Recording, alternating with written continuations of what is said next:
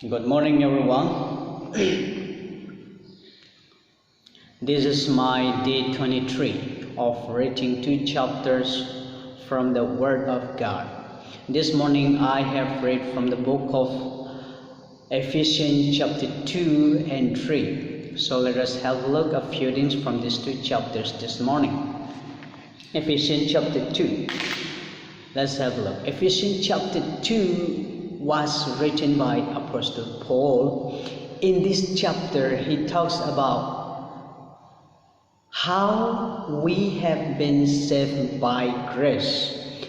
How we have been saved by grace. And then how we have been filled with the new life in Christ. And how we have been given the blessing of God's eternal life. It's very important. Many people don't understand about these three things. We will be saved by grace in Jesus' name, in Jesus Christ. We will have eternal life in Jesus Christ, and we will be given, we have been given the blessing of God's eternal life. It's very important. Maybe you are Hindu, or you are Muslim, or you are Buddhism, or Jainism, or Sikhism, or you are maybe Christian. Our religions cannot give any eternal life. Our religions cannot give our eternal life. Maybe you are Christian, but you did not accept Jesus Christ as a personal Savior. You will not have eternal life. Only through Jesus Christ you will have eternal life. Our religious is nothing. Our religious cannot save. You may be Christian will not save you. You may be Hindu will not save you. Buddhism will not save you. Jainism, Sikhism, so. We have so many religions. But our religions cannot save us. Religious is nothing. So we have to accept who is the true person to give you eternal life. We have life after that. We are just a stranger in this world. Just think about it. So, who will give us a new life that is eternal? So, only through Jesus Christ can give us a new life. So, it's very important. That's why Paul was explaining about how Jesus brought the people who were dead in sins, in transgression and life. And all the sinners have been raised to sit in heavenly places with Jesus Christ, and they were saved by faith and gift of God, and Jesus Christ also reconciled with Gentiles and Jews. He's the only one. In Ephesians Chapter 2, Paul said that God also made a covenant with the Gentile. He said that Christ's blood also covered their sins in order to bring them close to Him. Therefore, they can receive the hope and promise in Jesus Christ and no longer be separated from the love of God. In this chapter, Paul also talks about the Gentile. He said that they were no longer a stranger.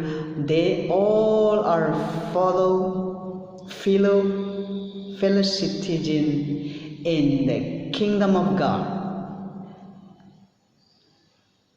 In the kingdom of God, there is no Gentile, there is no Jews, there is no men, there is no women.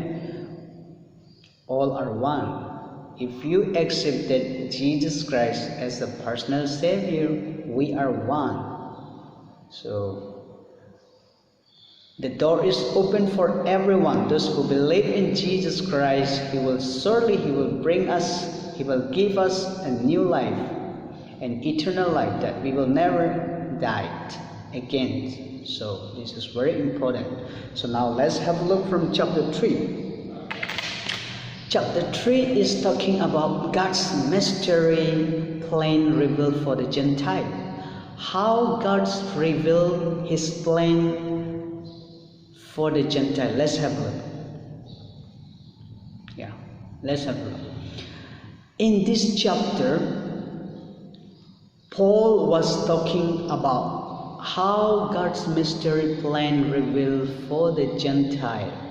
So he said that he was a prisoner of Jesus and was bound because he believed in preaching the word of God to the Gentile. And Paul explained about the mystery of Christ and how it was revealed to men. They did not know about Him until the Holy Spirit came down to the apostle. But now, through the Holy Spirit, all has been revealed. And the Christian church has been established in everywhere. Do you know that? Now the Holy Spirit is revealing to everyone. And the Christian churches has been established in everywhere. All over the world. So, Paul was concluded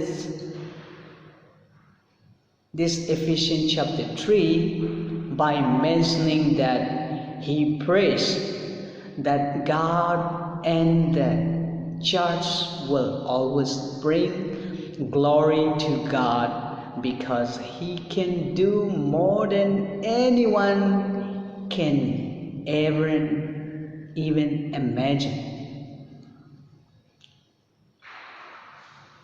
He is talking about the love of God for Gentile. He loved everyone. He loved everyone. So what we need to do is we have to accept Jesus Christ as a personal Savior so that we will have eternal life. He will give a guarantee. No religion cannot give us any guarantee for you.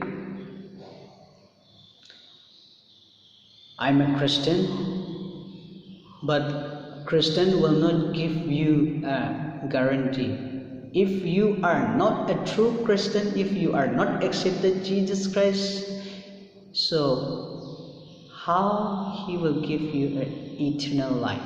So if you accept Jesus Christ as a personal Savior, you can be saved. You will never die. So this is very important today. How many of you understand this short message? May the good God bless you all. So through this few encouraging words this morning, I would like to nominate one of my friends, Brother Brother Rubin, to take up this challenge. So guys, thank you for watching. Have a great day. See you tomorrow.